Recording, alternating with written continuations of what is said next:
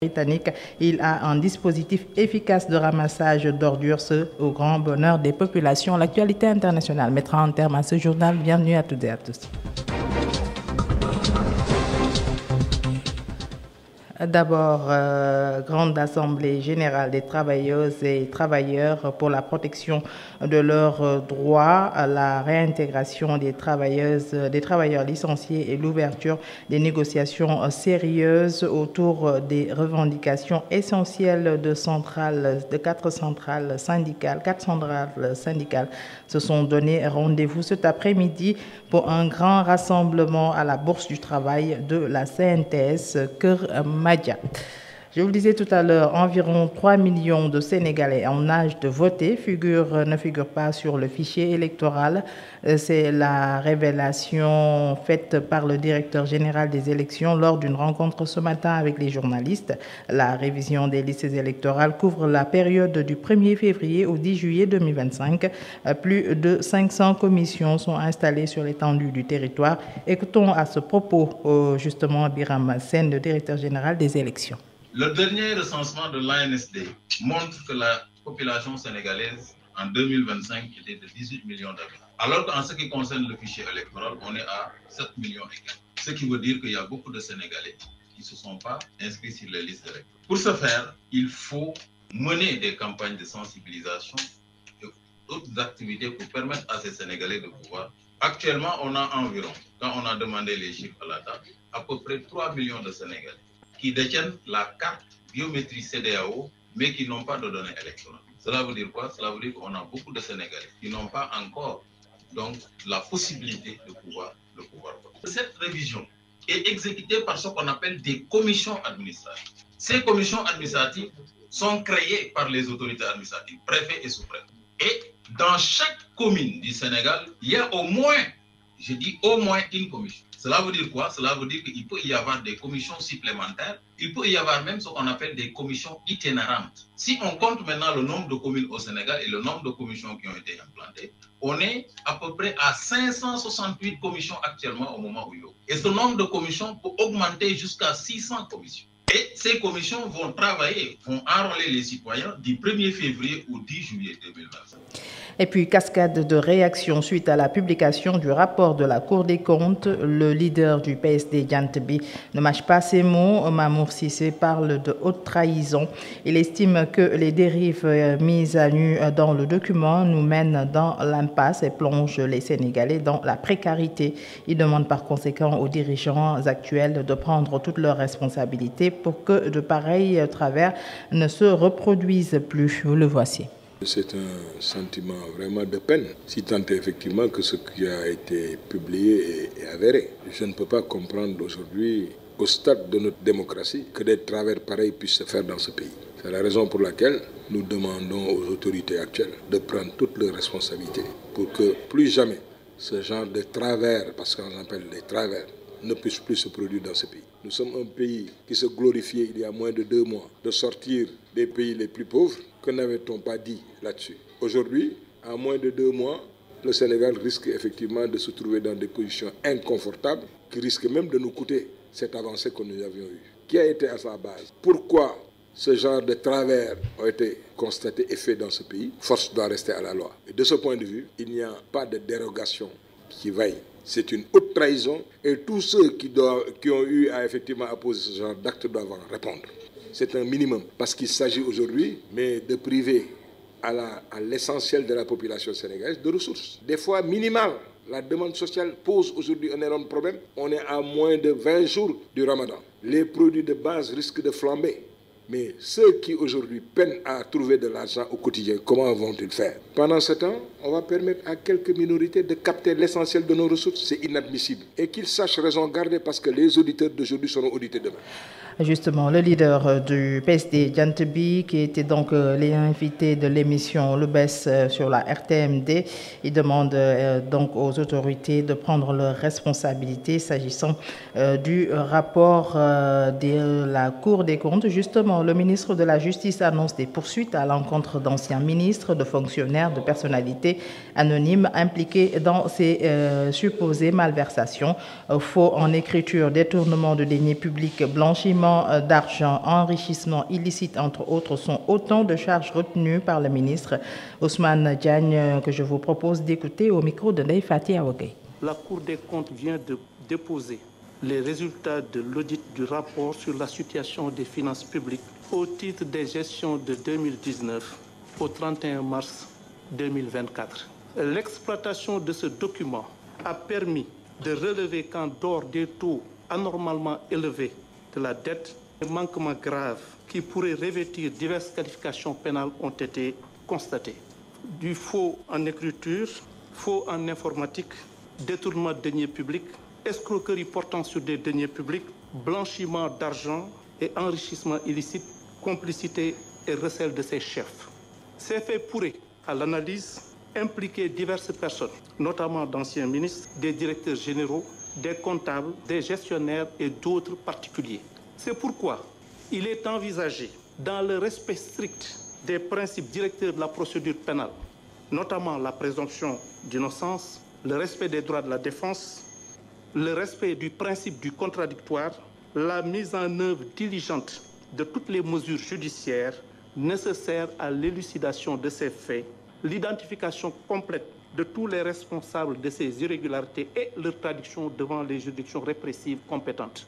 Pour ce faire, des enquêtes exhaustives et approfondies seront diligemment menées pour retracer les finances illicites, identifier et entendre tous les auteurs, co-auteurs et complices présumés en vue d'engager des poursuites devant les juridictions compétentes, notamment la Haute Cour de justice, le pôle judiciaire financier.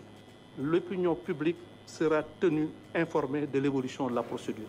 Et puis nous parlons de la cohésion nationale, diffusion de fausses nouvelles et propos haineux dans les médias. La société civile dit stop. Le consortium ONG 3D, COSCE et GRADEC a mis en place un cadre de concertation pour lutter contre toutes les dérives verbales qui sapent la cohésion nationale et la paix. Ce cadre réunit les autorités publiques, les médias et les acteurs de la société civile. Il s'agira de renforcer la régulation pour prévenir la désinformation et le discours de haine. C'est un compte-rendu de Ndaya Soucek. L'espace médiatique est pollué par les fausses nouvelles et les discours haineux. Une menace pour notre pays, Ababacar Fall, GRADEC. Aujourd'hui, de plus en plus, on assiste au niveau, disons, de ce qu'on appelle les médias sociaux, à la prolifération de discours de haine, à des informations erronées, qui sapent l'unité nationale, qui créent des tensions donc, au sein des communautés. La paix est un trésor précieux que nous devons préserver, renchérit Mamadou Oumar Ndiaye, président Sénégal. Il faut instaurer une culture de la paix au Sénégal. La plus grande richesse du Sénégal, c'est la stabilité qui a toujours prévalu depuis 1960 dans ce pays. On sait que presque partout en Afrique, il y a eu des coups d'État militaires, il y a eu des guerres civiles, il y a eu des conflits, mais Dieu a préservé le Sénégal. Pour prévenir les dérives, tout le monde doit jouer sa partition, la presse notamment. Par un travail de communication, de sensibilisation, qu'on puisse arriver vraiment à responsabiliser davantage la presse, les journalistes donc de tous bords, pour que vraiment la désinformation puisse en fait être vraiment combattue donc de façon efficace. Un cadre d'échange sera mis en place pour prévenir les discours et propos haineux. 95.5 FM RMD, la radio municipale de Dakar. Je vous le disais tout à l'heure, la coopération décentralisée au service de l'amélioration du cadre de vie des populations. Grâce à l'appui de Senon, c'est une commune britannique, Wakam, dispose d'un dispositif de ramassage des déchets solides constitués de tricycles et de collecteurs. Il a beaucoup contribué à réduire les dépôts sauvages. Les habitants apprécient l'impact du projet sur leur environnement. C'est un reportage de Oumoundour. Il est environ 13 heures à Wakam. 3 chariots de couleur verte et des tricycles attirent l'attention. Madame Seynabou Ndiaye, chargée du cadre de vie, explique leur présence sur les lieux. On a mis en place des points de collecte dans certains quartiers. Les camions de l'UCG ne pouvaient pas accéder pour leur faciliter le dépôt des ordures. Donc, du coup, et dans la deuxième phase, on a acheté une douzaine de tricycles. Ce projet est d'une grande utilité pour les populations Mamkoumba, riveraines, en témoigne. La mairie fait un excellent travail à propos des ordures, car elle a mis des boîtes de collecte dans beaucoup de quartiers. Et cela nous arrange franchement, car maintenant tu peux aller déposer tes ordures et aller au travail. À Matar, un habitant de la commune souligne l'impact de cette initiative de la mairie. On a senti beaucoup de changements à Ouakam. Pour voir qu'à Ouakam, on a évolué sur beaucoup de plans. Côté environnement, côté ordures aussi, UCG fait un bon boulot remarquable. Beaucoup de jeunes ont intégré même l'équipe de UCG. Kiné s'est dit soulagé depuis le démarrage du projet, car l'insalubrité affectait son commerce. On est trop contente. Avant, il y avait des ordures trop sales et tout, franchement, dans la rue. Mais maintenant, c'est trop propre. On nettoie tout. Même avant que tu viennes, même tu vois que tout est OK, franchement. Le partenariat Ouakam Sonon a contribué considérablement à l'amélioration du cadre de vie des Ouakamois. Nous parlons toujours environnement avec l'affaire de la centrale à charbon de Bargny. La Cour suprême rejette la plainte des associations pour la protection de l'environnement. Ces dernières prennent acte, mais précisent que le combat continue. Elles comptent sensibiliser justement les communes environnantes et n'excluent même pas d'internationaliser le combat. Daouda Larigué est le président du réseau des associations pour la protection de la nature. Le voici. Ils ont rejeté la requête d'annulation pour l'autorisation d'exploitation de la centrale sur des éléments qui peut-être posent problème. Pourquoi? Parce que déjà, le rapport technique que nous avons déposé dans les motifs, la Cour a prononcé que ce n'est pas fait par une personne habilitée. D'autant plus que ça a été fait par un laboratoire agréé. Mais on est un peu déçus par rapport aussi à cette décision. Mais cela n'empêche pas quand même que nous continuons le combat. Parce qu'en réalité, ce qui se passe, c'est que les communautés ne peuvent pas accepter l'installation de cette centrale à charbon qui va créer trop de nuisances sur la santé des populations, sur l'économie locale et aussi pour l'environnement. Parce qu'il y a beaucoup de champs qui ont disparu. C'est parce qu'il y a une pollution très importante. Le Sénégal est en train de se démarquer du charbon. La décision de l'État du Sénégal, c'est de ne plus utiliser le charbon dans le cadre quand même de la transition énergétique qui fait qu'il faut utiliser des énergies renouvelables, mais aussi l'engagement que l'État du Sénégal a pris au niveau de la COP 21 à Paris. Donc ça aussi, il faut comprendre quand même que dans l'avenir, il n'y aura plus d'exploitation de charbon à Bargny.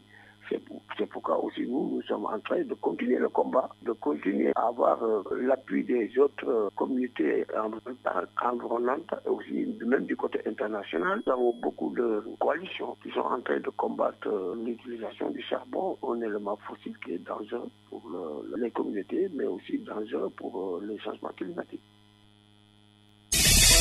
RMD Info, l'actualité internationale. Actualité internationale, nous parlons de la guerre au Soudan. L'afflux d'armes au Soudan ravagé depuis avril 2023 par une guerre qui a déplacé 12 millions de personnes doit cesser. Et c'est ainsi le secrétaire général de l'ONU, Antonio Guterres, qui demande aux autorités de prendre leurs responsabilités. Il décrit, je cite, une crise humanitaire sans précédent sur le continent africain. Fin de citation. Il ajoute que les civils doivent être protégés et l'accès humanitaire sécurisé doit être facilité et le flux d'armes justement doit cesser. C'était donc lors d'une conférence sur la situation humanitaire au Soudan en marge d'un sommet de l'Union africaine en Éthiopie. L'Afrique du Sud, les corps des 14 soldats sud-africains morts en RDC, République démocratique du Congo, ont été rapatriés hier. Une cérémonie d'hommage a été rendue aux soldats qui ont perdu la vie. Vous êtes au combat, loin de vos proches. À présent, vous êtes de retour chez vous. Merci pour votre efficacité. C'est ce qu'a déclaré le président Cyril Ramaphosa aux côtés des familles endeuillées. Et puis pour finir, est de la République démocratique du Congo, justement, les parlementaires européens réunis à Strasbourg ont demandé hier à la quasi-unanimité la suspension immédiate d'un accord signé en février 2024 avec le Rwanda. Vivement critiqué par les Congolais, l'accord demeure un point de crispation entre Kinshasa et l'Institut européen qui, après la conclusion de l'accord, était accusé d'encourager le pillage ramassage des ressources naturelles congolaises par le Rwanda. La semaine passée, les autorités de Kinshasa avaient en effet plaidé pour son abrogation et les parlementaires leur ont donc donné raison. Tout de suite, le rappel des titres.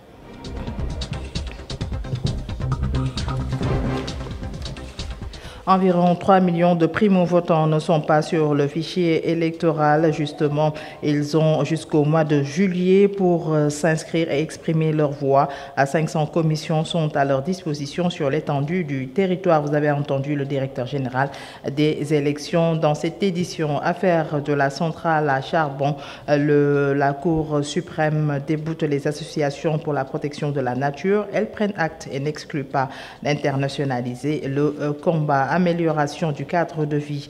La commune de Ouakam trouve son salut dans la coopération décentralisée grâce à l'appui d'une commune britannique. Sinon, il a un dispositif efficace de ramassage d'ordures. Cela au grand bonheur des populations. Vous avez entendu le reportage de Oumundour dans ce journal à propos de ce sujet. L'actualité internationale a mis en terme à ce journal présenté par Ndeye Aminata Seck avec l'appui technique de Moustapha Kane. Merci à lui. Merci également à vous de nous avoir suivi. Restez avec les programmes de la radio municipale de Dakar, 95.5 à 13h, Inch'Allah, c'est-à-dire dans quelques minutes. Abdoulaye Niang sera là pour la version Wolof. Merci.